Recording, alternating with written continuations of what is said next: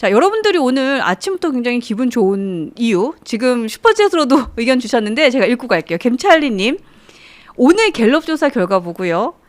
공달님의 분석 기대하면서 기팅합니다. 네. 네. 제가 늘 이제 금요일마다 나와서 갤럽 조사 말씀을 드리는데 네. 이제 드디어 전체도 그렇고 국민의힘 지지도 그렇고 한동훈 후보가 보수 쪽에서는 1등하는 결과가 이제서 나왔어요. 네. 네. 예, 그동안 이렇게 늦게 될 수밖에 없었던 이유는 이 한덕수 총리의 존재 때문이에요. 사실은 한 2주 정도가 늦게 이 상황이 발생을 한 건데 바깥에 한덕수 총리가 출마할 거냐 말 거냐 또 이분에 대해서도 지지세가 어느 정도 있으니까 그렇죠. 우리 쪽에서 이렇게 빠져나가잖아요. 그러니까 숫자가 한동훈 후보가 가져갈 수 있는 지지율에서 숫자가 좀 빠질 수밖에 없었다. 또 하나는 오세훈 시장이 한 2주 됐죠. 그만두시면서 그 표가 한동훈 대표 쪽으로 쏠리는 효과를 이렇게 착 보여줬어야 되는데 네. 그때 또 한덕수 총리 출마 문제가 갑자기 같이 나오는 바람에 그 효과를 못 누린 거죠. 사실 그랬어요. 예, 네. 그래서 조금 늦어진 측면이 있는데 어쨌든 미미하지만 한동훈 후보가 1위가 나오는 갤럽 조사 결과 드디어 나왔다. 네. 예, 큰 의미가 있다고 봅니다. 일단 저희가 오늘 오전 방송에서 한번 지금 여론조사에서 한동훈 후보의 그 스코어를 정리를 한 표로 한 게 있거든요. 그래서 이 여론조사 관련해서 표로 만드는 카드 뉴스 한번 보여드리고 한국 갤럽을 시작으로 해서 하나씩 네, 분석을 좀 요청해드리도록 하겠습니다. 네, 한번 띄워봐 주시겠어요, 감독님? 네, 지금 총 4개의 여론조사가 확인이 됐는데 첫 번째가 이제 YTN 그리고 뭐 국민일보에서 진행을 한 거, 그리고 뭐 MBS, 그리고 문화일보에서 진행을 한 이 4개에서 모두 한동훈 후보가 굉장히 압도적으로 대세를 보여주고 있는데요. 이제 우리 한국갤럽 1타 강사가 오셨기 때문에 한국갤럽의 조사부터 확인을 해보도록 하겠습니다. 예, 제가 전체는 별 의미가 없다. 일단 우리가 경선 과정이니까 네. 예, 민주당 지지자들도 들어와서 투표를 여론조사 응한 걸 가지고 빼니까 그렇게 말씀드렸는데 어쨌든 그것도 1등 나오면 좋은 거죠. 아, 그럼요. 한동훈 후보가 이재명에 이어서 이제 보수에서는 1등 네. 8% 나왔고 홍준표 7, 한덕수 6, 김문수 6 뭐 이렇게 나왔습니다. 네. 안철수 2. 네 분만 얘기할게요. 근데 제가 항상 얘기하는 그 국민의힘 지지층에서 어느 정도 나오냐. 우리 한동훈 후보가 21, 네. 홍준표 19, 한덕수, 김문수 17. 여기서 이제 중요한 거는 김문수 후보가 빠졌다는 게 드디어 이제 이 숫자로 나온 거예요. 그러니까요. 김문수 그렇죠. 후보가 많이 빠졌고 사실 또 홍준표 후보는 생각보다 좀 올라갔어요. 김문수 후보가 지난주에 18개였거든요. 네. 근데 그게 그 전주에 27에서 18이 됐는데 이제 17으로 확실히 이제 그게 확인이 된 거예요. 제 그러네요. 얘기는. 하향세네요. 예. 그다음에 이제 한동훈 후보가 16이었는데 21가 됐죠. 요 정도 올라간 거는 굉장히 크게 올라간 거고. 네. 한덕수 후보 같은 경우 국힘 지지층 얘기예요. 지난주에 20개였어요. 20개. 20이었는데 17개. 홍 시장이 이제 20개에서 19개. 그럼 이제 오른 사람은 딱 한 분이잖아요. 그러네요. 예. 예. 그 5개가 올랐다. 유보층도 보면은 비슷해요. 지난번에 15%가 유보 의견이었는데 국민의힘 지지층에서 네. 오늘 보면은 18입니다. 18로 나왔기 때문에 이 정도 되면 4분 중에는 그 안철수 후보까지 안철수 후보는 지금 1% 나왔어요. 근데 이러지는 않을 거예요. 우리가 이제 할 때는 실제적으로 투표를 할 때는. 네. 그럼 이제 어떻게 해석을 해야 되느냐? 지금 4명에 대해서만 얘기를 하겠습니다. 네. 4명을 대상으로 지금 한다고 했을 때 기본적으로 한동훈 후보가 30은 넘을 거다. 그거는 확보하고 있다. 확실하게. 네. 네. 이제 그렇게 말씀을 드리고 다만 한 가지 바깥에 저희 당 대선 경선 과정에서 투표를 할 수 있는 사람의 한 15에서 20 정도가 한덕수 총리를 1순위로 생각하는 부분이 있다. 아, 그 정도 수치군요. 네. 이분들이 그러면 국민의힘 경선에서는 한덕수 없으니까 네. 그럼 누굴 찍을 거냐? 2순위 이 사람들의 마음속에 있는 2순위는 누구냐?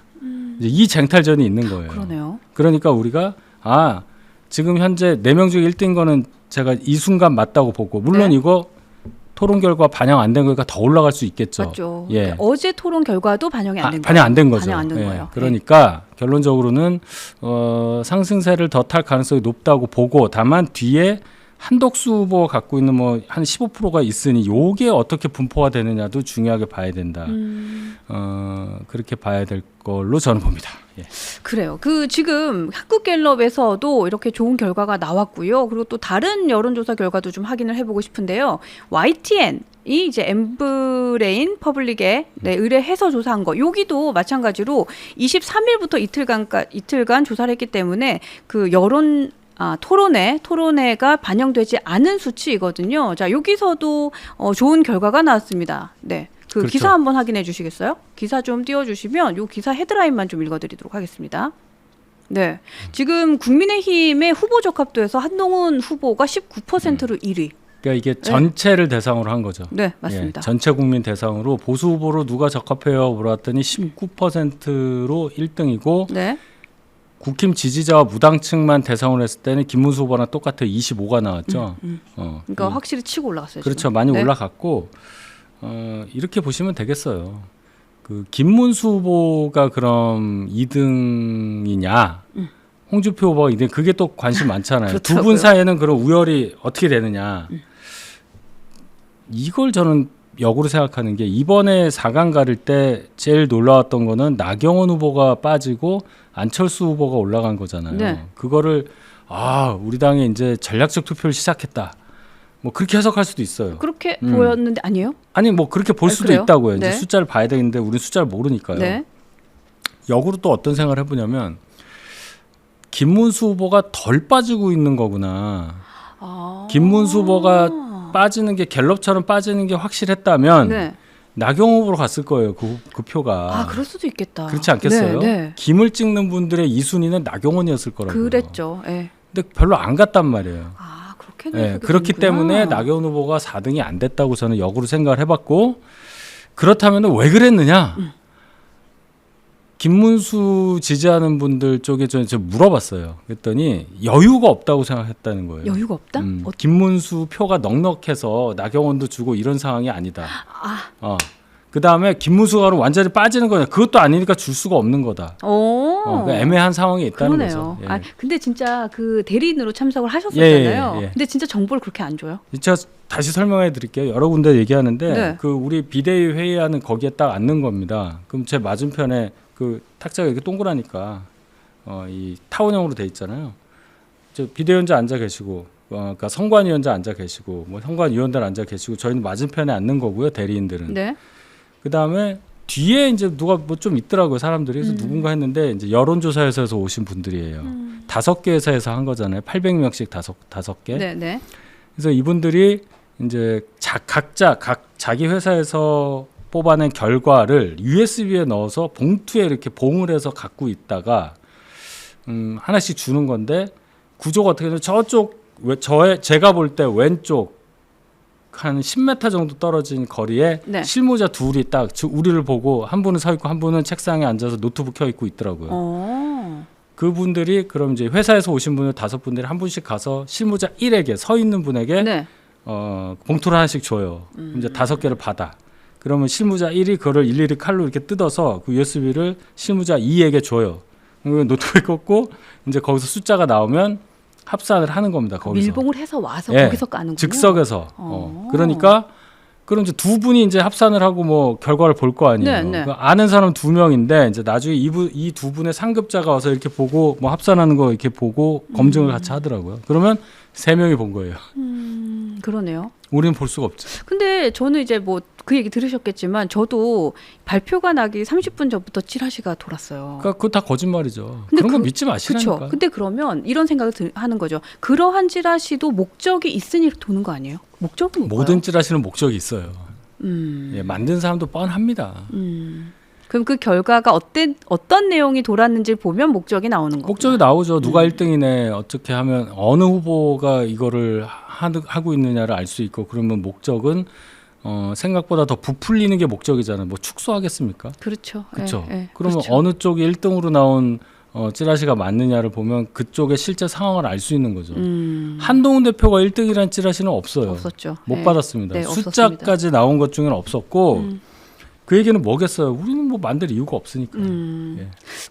지금 그 얘기부터 좀 여쭤보고 싶어요. 홍준표 대구시장, 그러니까 후보가 그 뭔가 메시지를 내는데 계속해서 뭔가 번복하는 메시지가 어제와 이제 그제 이렇게 나왔어요. 그러니까 그 현상을 보고 이제 두 가지 얘기를 하는 거예요. 그러니까 김문수하고의 뭔가 그렇죠. 네, 바로 그겁니다. 그래요.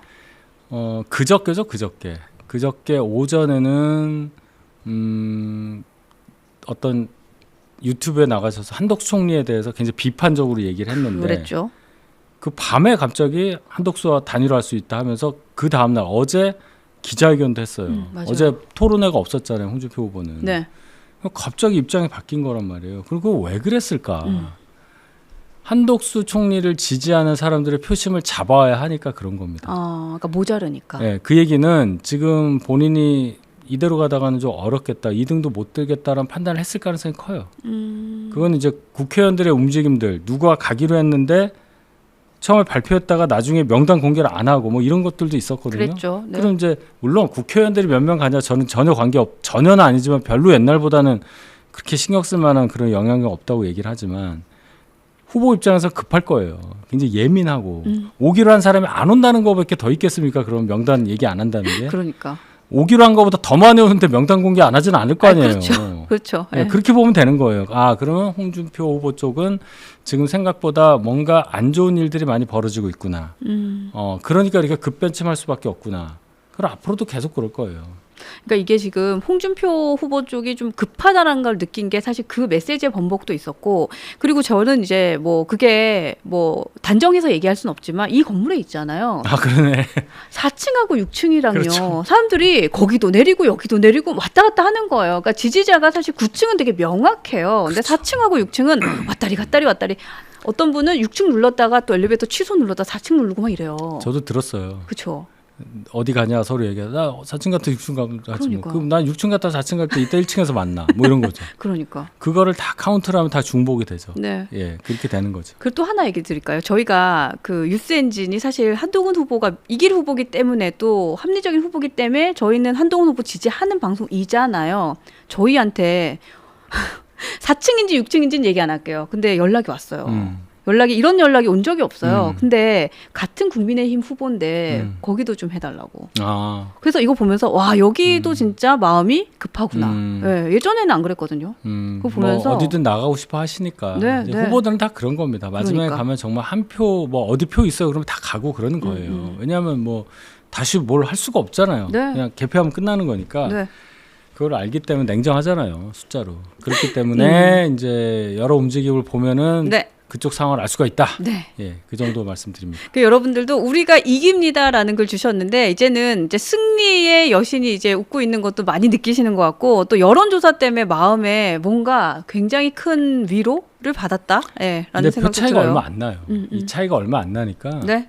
지금 뭐 만세부를 상황은 아니고 추세가 좋으니까 다음 주 금요일까지 뭐 갤럽 기다리고 이거 너무 늦잖아요. 왜냐 그 다음 날이 전당대회 날인데. 그러네요. 그러니까 갤럽은 그리고 이제 2주 동안 쉰대요. 그러니까 이제 갤럽 분석은 여기서 끝내고요. 그러면 이제 앞으로 어떻게 우리가 대비를 해야 되느냐. 과반을 갈 수 있는 상황이 되느냐 아니냐 이것도 생각을 해야 됩니다. 그러니까 한 큐에 끝낼 수 예. 있느냐 없느냐. 지금 이렇게 김문수 후보가 생각보다 덜 빠지는 상황이고 그 덜 빠진 표가 어디로 가는지 잘 모르겠고 밖에 한덕수 총리가 이렇게 있는 상황에서 4명 중에 50을 넘는 건 굉장히 어렵게 됐어요. 그러니까 우리는 최종 2인 결선까지 기본으로 생각하고 이제 전략을 밟아야 된다. 그러면 김이 유리하냐 홍이 유리하냐 이런 네. 것도 이제 생각을 좀 해봐야 되는 거죠. 어디가 유리할 것 같아요? 저는 김이 유리하다고 봅니다. 그래요? 예. 왜냐하면 마지막에 또 양자 토론해요. 네. 그리고 이제 다른 분들 다 이제 끝났으니까 두 분만 딱 보고 이제 투샷 잡고 가는 거 아닙니까? 네. 그 확률은 여기 아니면 여기예요. 그렇죠. 예. 네. 그때는 확실히 강점이 도드라지죠. 예.